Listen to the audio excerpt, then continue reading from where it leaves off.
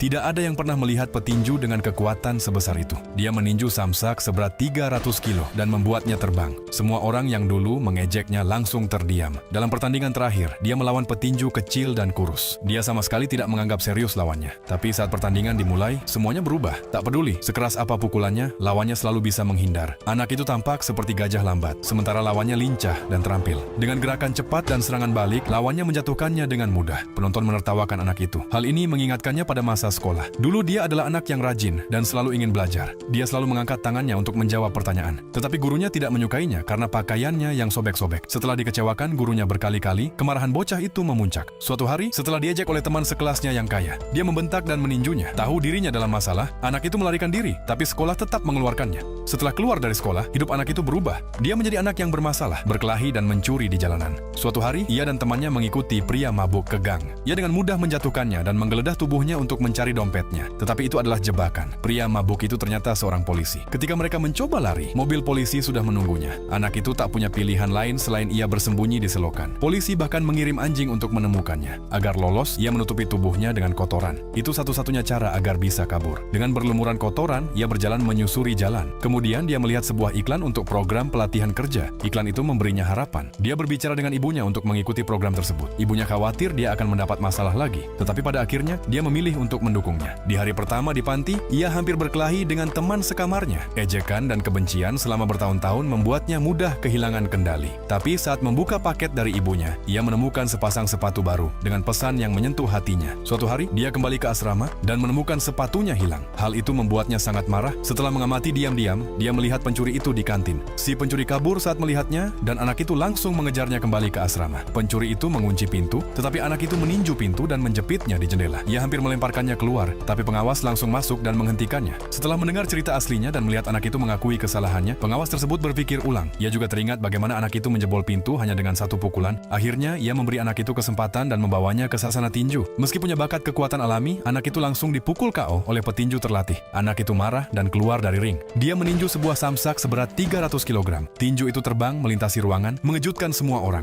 Saat itu pengawas mengetahui bahwa anak ini adalah jenius dalam tinju. Dia akan melatihnya untuk menjadi petinju profesional sejati. Sekarang, semua orang yang menonton di layar, apakah Anda tahu siapa anak